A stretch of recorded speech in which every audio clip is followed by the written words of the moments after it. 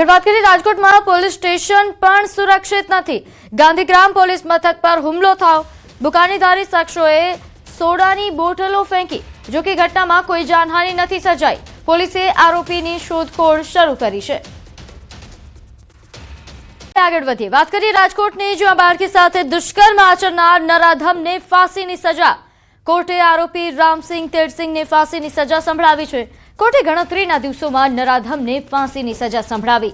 આરોપી 7 વર્ષીય બાળકી સાથે 4 ડિસેમ્બરના રોજ દુષ્કર્મ આચર્યું હતું।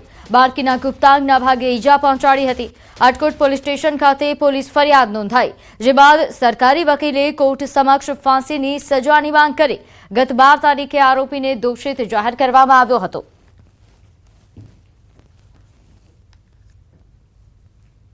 તમામ ફોરેન્સિક પુરાવા સ્થળથી અમને અમુક ફોરેન્સિક પુરાવા મળ્યા। જો વેપન તરીકે જો સરિયો યુઝ કર્યો હતો, સરિયો મળ્યો અને સ્થળથી અમને બાયોલોજીકલ ફોરેન્સિક પુરાવા મળ્યા। આ તમામની વ્યવસ્થિત ચકાસણી સુશ્રી સિમરન ભારદ્વાજ એએસપીના નેતૃત્વમાં આ ટીમ ટૂંક સમયમાં કરી અને પછી આ પુરાવાને સારી રીતે કોર્ટ સમક્ષ રજૂ કરીને આજે 41 ડેઝમાં એફઆઈઆર થી ટોટલ 41 ડેઝમાં આજ અમને આરોપીને ફાંસીની સજા મળી છે। તો રાજકોટના આટકોટમાં બાળકી સાથે દુષ્કર્મ આચરનારને ફાંસીની સજા મળી। કોર્ટે ગણતરીના દિવસોમાં ફાંસીની સજા સંભળાવી। સમગ્ર મામલે નાયબ મુખ્યમંત્રી હર્ષ સંઘવીએ સોશિયલ મીડિયા પર પોસ્ટ કરી। તેમણે પોસ્ટમાં લખ્યું અને કડક શબ્દોમાં લખ્યું છે કે અમારી દીકરીઓ પર હુમલો એટલે જીવનનો અંત।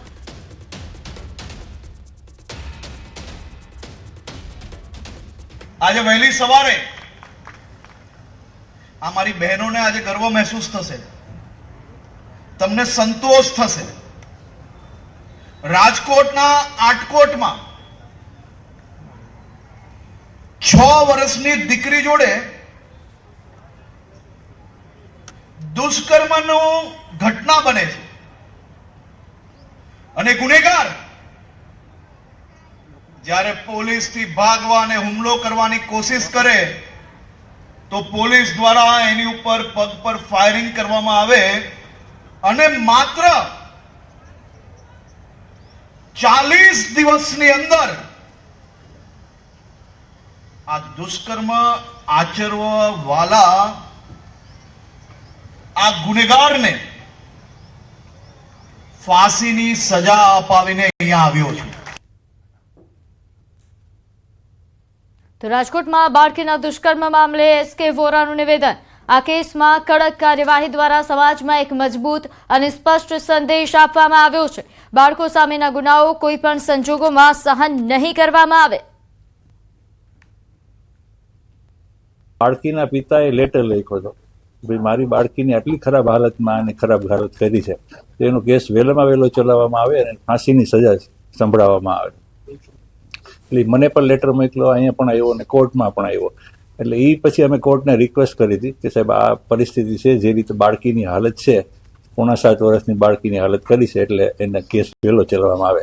એટલે કોર્ટને પણ એમ લાગ્યું કે આ એક ચોક્કસ પ્રકારનો કેસ છે, એટલે એને વહેલો ચલાવવો જોઈએ। એટલે 34 દિવસમાં કોર્ટે તકસીરવાન ઠરાવી દીધો કે આ એવા પ્રકારના કૃત્યો છે જે માફ ન કરી શકાય। માત્ર 33 દિવસમાં આ ચુકાદો આપી અને રાજકોટ શહેરની સેશન્સ અદાલતે એક જેને કહેવાય ને મહાન સંદેશો આપ્યો છે કે આ પ્રકારે પણ ઝડપી ન્યાય થઈ શકે છે। खेल के आधुनिकीकरण की तरफ एक और बड़ा कदम उठाया गया है। आज से भारत में वंदे भारत स्लीपर ट्रेनों की शुरुआत हो रही है। ये नई वंदे भारत स्लीपर ट्रेन देशवासियों के लंबे सफर को और आरामदायक बनाएगी।